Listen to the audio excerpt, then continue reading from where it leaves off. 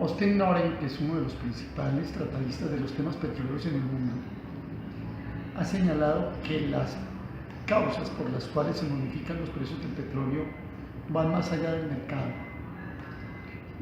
Hoy algunos analistas dicen que la caída de los precios del petróleo obedece a una caída en la demanda, fundamentalmente por la desaceleración de China y quizá de una parte importante de Europa. Y otros señalan que es por un exceso de oferta, especialmente por el aumento del petróleo proveniente de las explotaciones shale en los Estados Unidos.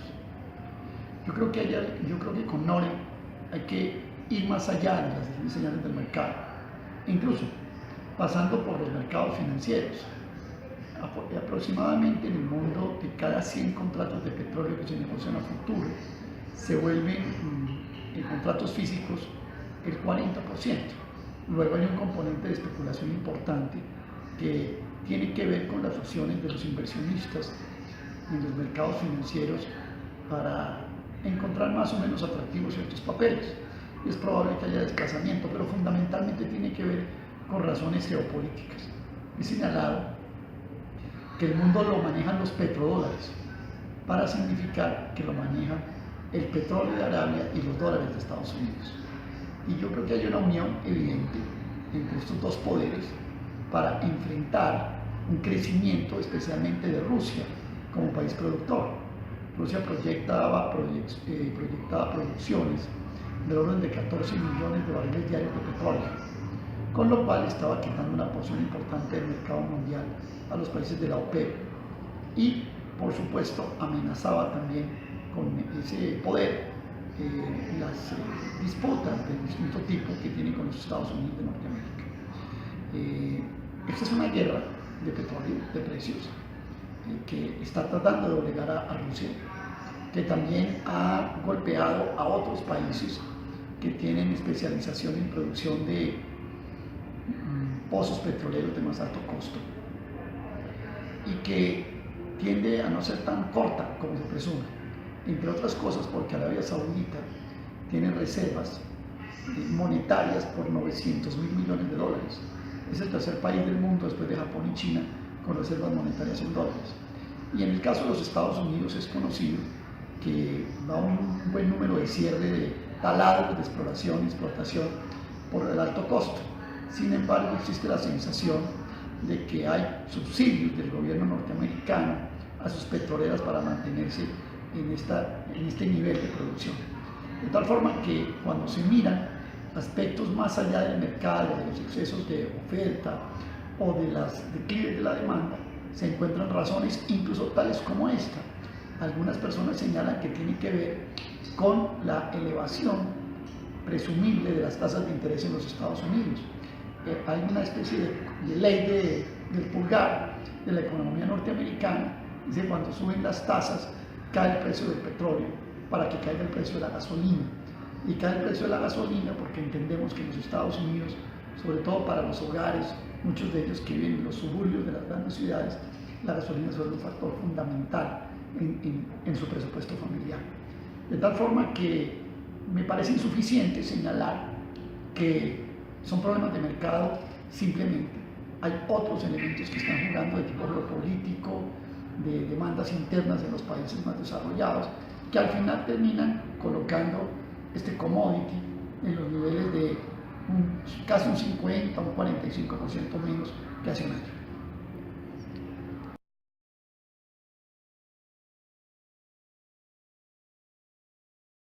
Listo. El caso de Ecopetrol en la Bolsa de Valores de Colombia fue un tema icónico, histórico. Se logró que 500.000 colombianos entraran al mercado público de valores, sintieran lo que es ser propietario accionario de una empresa, empezaran a familiarizarse con los conceptos técnicos que hay detrás del mercado. Son personas que además lograron un sentimiento, un cariño por la acción. Esa es la primera lección. No se encariñen con las acciones. Uno no se debe enamorar sino de los hijos, no de las acciones. Quienes la vieron a 4.500, a 5.800, que fue el máximo, y la están viendo hoy a 2.000, pues sienten que han perdido, que se han sentido traicionados. Las acciones suben y bajan. Una acción nunca es demasiado cara y nunca es demasiado barata.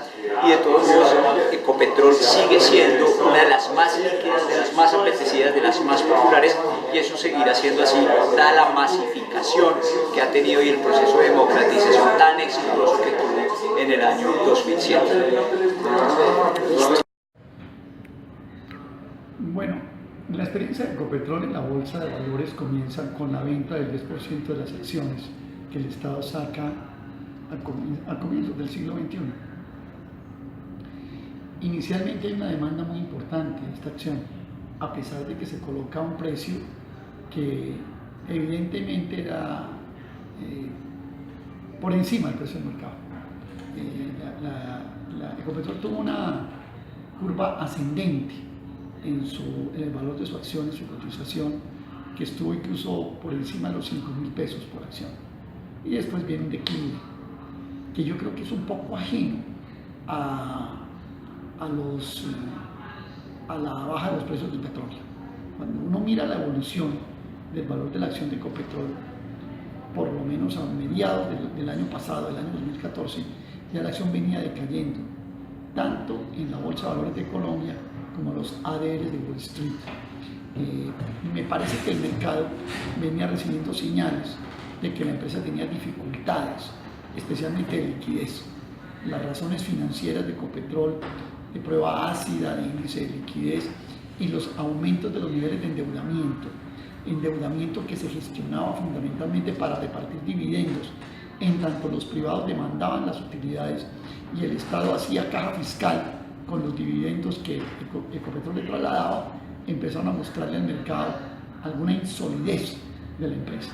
De tal manera que uno puede decir que Ecopetrol fue un boom que estaba ligado a la llamada locomotora minera energética, que en la medida en que la empresa comienza a presentar debilidades, incluso antes de la caída de los precios del petróleo, el mercado comienza a tomar nota de ellas, y hoy pues está ligado a esas dos grandes debilidades. Una, a que sus estructuras financieras no son sólidas, y podemos demostrarlo más adelante, y dos, a que a eso se suma la caída de los precios del petróleo, y estamos viendo acciones por debajo de los 2.000 pesos por cada acción, de tal forma que creo que con eso hacemos un resumen más o menos histórico y cronológico de lo que ha sucedido de ese entonces hasta acá.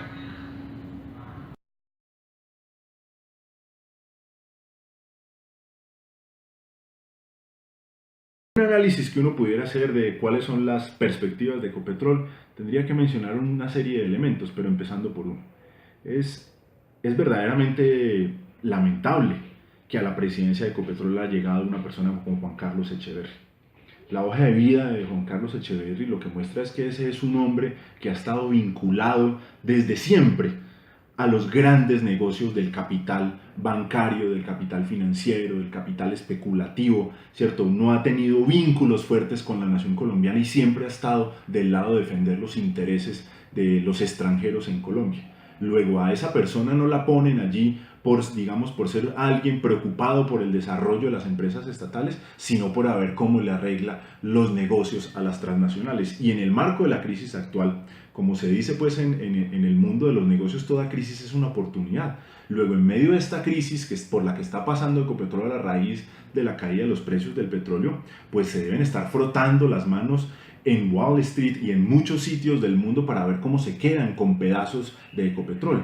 Y lo que uno encuentra de lo que ha venido proponiendo el nuevo presidente de la empresa, el doctor Juan Carlos Echeverry, es que ella va a buscar que avance la privatización en Ecopetrol de distintas maneras. No está claro todavía, aunque ellos han dicho que no, pero no está completamente claro si van a vender más acciones o no de la compañía, lo cual sería pues completamente lamentable. Pero sí está claro lo que van a plantear en una serie de asuntos de la administración de la empresa. Uno, el presidente de Ecopetrol ha dicho que va a tercerizar los campos menores de la compañía, los cuales representan el 20% de la producción. Ecopetrol produce 720.000 barriles diarios de petróleo en la actualidad, y tercerizar el 20% significará que van a entregarle a terceros, es decir, a compañías multinacionales, unos muy buenos negocios de producción de cerca de 140.000 barriles diarios de petróleo. Dos, ha señalado que en lo que tiene que ver con el transporte de crudos, que es una compañía filial de Ecopetrol llamada Cenit, van a buscar la manera o de permitir la introducción del capital privado, es decir, privatizar una parte de la empresa o llevarla a la cotización en bolsa, que sería otro mecanismo de privatización, lo cual sería pues completamente inadecuado para el desarrollo de una empresa estatal fuerte, boyante, que le rinda frutos a todos los colombianos. Y en tercer lugar, ha señalado como una política que a los contratistas de Ecopetrol, donde están ubicados la mayor parte de la planta de personal de la compañía, Ecopetrol tiene 55.000 personas vinculadas laboralmente de distintas maneras a ellas, pueden estar contratadas directamente o contratadas a través del sistema de contratistas, y de esas 55.000, 45.000 las contrata Ecopetrol o las pone a trabajar al servicio de Ecopetrol a través del sistema de contratistas. Y el doctor Juan Carlos Echeverría ha dicho que a esas personas, a esos contratistas, a las empresas que los contratan a ellos para que le preste servicios a Ecopetrol, se les tendrán que ajustar los contratos en un 30% hacia abajo. Luego, ni en los tiempos de las vacas gordas les mejoraron las condiciones laborales a los trabajadores, a los obreros de Ecopetrol, y ahora que se vienen los tiempos de las vacas flacas, les van a ajustar más hacia abajo, ¿cierto?, sus ingresos, haciendo que sobre ellos o sobre los hombros de esos trabajadores recaigan los costos de la crisis de Ecopetrol. Luego, en perspectiva, lo que queda para los colombianos es estar alertas a defender el carácter estatal y que a Ecopetrol opere de manera plena, directa, los grandes negocios que ella tiene, porque la compañía tiene la capacidad técnica, tiene la capacidad económica, tiene la capacidad financiera para desarrollar los grandes negocios. Aquí ya están las experiencias de cómo se le entregó Chuchupa, el gas de La Guajira y otros importantes pozos a compañías privadas, y a Ecopetrol se le privó del desarrollo de esos negocios.